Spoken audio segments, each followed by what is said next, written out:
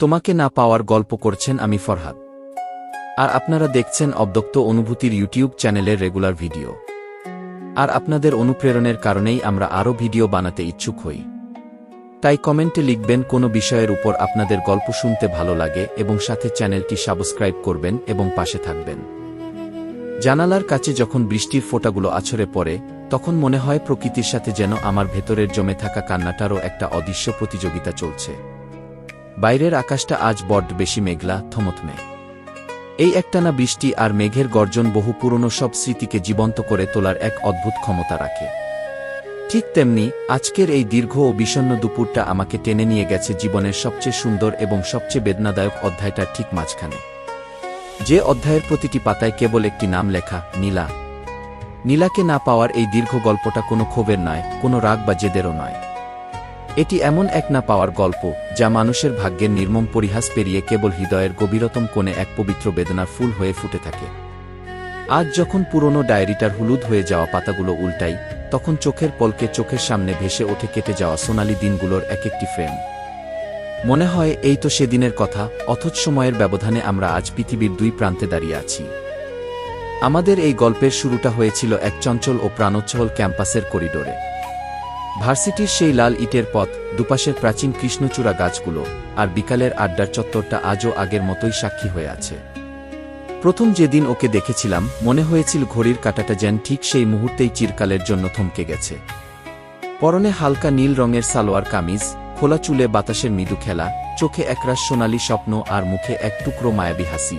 এই ছিল আমার প্রথম দেখার নীলা। আমি তখন বিন্দুমাত্র বুঝতে পারিনি এই মানুষটার চোখের দিকে তাকালে আমার সারা জীবনের ঘুম চিরকালের মতো হারিয়ে যাবে। জানতাম না এই অচেনা ভালোলাগা একদিন আমার বুকের ভেতর এক গভীর ক্ষতের সৃষ্টি করবে। প্রতিদিন ক্যাম্পাসের লাইব্রেরি, করিডোর কিংবা ভার্সিটির ক্যাফেটেরিয়ায় ওর সাথে হঠাৎ দেখা হয়ে যাওয়ার অপেক্ষাটাই ছিল আমার প্রতিদিনের সবচেয়ে বড় আনন্দ। দূর থেকে শুধু তাকে দেখা, তার হাসিতে নিজের মন ভালো হয়ে যাওয়া, এসব ছোট ছোট বিষয়গুলোই ছিল আমার বেঁচে থাকার জ্বালানি। কিন্তু মানুষের জীবনে সব ইচ্ছা হয়তো পূরণ হওয়ার জন্য থাকে না। আমাদের এই সুন্দর সম্পর্কের মাঝে কেমন যেন একটা অদৃশ্য দেয়াল তৈরি হয়ে গিয়েছিল। আমাদের পরিচয়টা একটা ছাঁচে বাঁধা পড়েছিল, ভালো বন্ধু। শতবার, হাজারবার ইচ্ছে হয়েছে তার দুহাত নিজের হাতে শক্ত করে ধরে বলি, নীলা, তোকে ছাড়া একটা মুহূর্ত আমার ভালো কাটে না। তুই আমার জীবনের সবটুকু জুড়ে আছিস কি, কিন্তু মুখ ফুটে সেই কথাগুলো আর বলা হয়নি। বন্ধুত্বের পবিত্র সীমানা ভেঙে যাওয়ার এক অজানা আতঙ্ক সবসময় আমার গলা টিপে ধরেছিল। আমি ভয় পেতাম যদি আমার এই অনুভূতির কথা জানার পর সে দূরে সরে যায়। তার চেয়ে তো অন্তত বন্ধু হয়ে পাশে থাকা ভালো। হারিয়ে যাওয়ার চরম ঝুঁকির চেয়ে বন্ধু হয়ে তার পাশে থাকার সান্ত্বনাটাই তখন আমার কাছে শ্রেয় মনে হয়েছিল। আমি তার সবচেয়ে বিশ্বস্ত বন্ধু সেজে তার সমস্ত সুখ দুঃখের গল্প শুনতাম আর নিজের মনের গহীনে জমা হওয়া অব্যক্ত আর্তনাদগুলো নির্বেগিলে খেতাম। কত শত বিকেল আমরা একসাথে কাটিয়েছি, চায়ের কাপে চুমুক দিয়ে জীবনের কত না না বলা কথা শেয়ার করেছি, অথচ আমার মনের সবচেয়ে গোপন কথাটা কখনোই তার কান পর্যন্ত পৌঁছাতে দিইনি। সে হয়তো ভুলেও কখনো কল্পনা করতে পারেনি তার একটা ছোট হাসির জন্য আমি আমার পুরো পৃথিবী উৎসর্গ করতে প্রস্তুত ছিলাম। সময় তো কারো জন্য বসে থাকে না, সে তার নিজস্ব গতিতে বয়ে চলে। গ্র্যাজুয়েশন শেষ হলো, ভার্সিটির গণ্ডি পেরিয়ে আমাদের পা রাখতে হলো এক নিষ্ঠুর বাস্তবতার মুখোমুখি। পাল্টে গেল চারপাশের সমীকরণ, যোগাযোগগুলো আস্তে আস্তে কেমন যেন ফিকে হয়ে আসতে লাগল। ঠিক সেই সময়েই এল সেই বজ্রপাতের মতো সংবাদটা, নীলার পরিবার থেকে তার বিয়ের কথাবার্তা পাকাপাকি করা হয়েছে অন্য এক শহরে, অন্য এক পাত্রের সাথে। খবরটা শোনার প্রথম মুহূর্তে মনে হয়েছিল আমার পায়ের তলার সমস্ত মাটি যেন ধসে পড়েছে। আকাশ ভেঙে মাথায় পড়ার অনুভূতি কাকে বলে সেদিন হাড়ে হাড়ে টের পেয়েছিলাম। বুক চিরে বেরিয়ে আসা একটা দীর্ঘশ্বাস বাতাসে মিলিয়ে গিয়েছিল, কিন্তু চোখের জল বাদ মানেনি। চারপাশের সবকিছু কেমন যেন অর্থহীন মনে হতে লাগল। মনে হচ্ছিল বুকের ভেতর কেউ যেন শক্ত হাতে সবটি সুতো একসাথে টেনে ধরেছে। সেদিন রাতে অনেক কষ্টে তার নাম্বার ডায়াল করেছিলাম। ওপাশ থেকে রিসিভ করার পর দুজনেই কিছুক্ষণ চুপচাপ ছিলাম।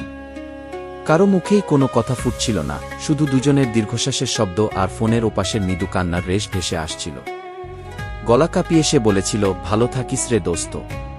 প্রার্থনা করিস আমার জন্য যেন আমার নতুন জীবনটা খুব ভালো কাটে। আমি নিজের গলাটাকে কোনোমতে নিয়ন্ত্রণ করে বলেছিলাম, তুই কি সত্যিই খুব সুখে থাকবি রে নীলা? তোর চোখে এক ফোঁটা জলও যেন না দেখি কোনোদিন।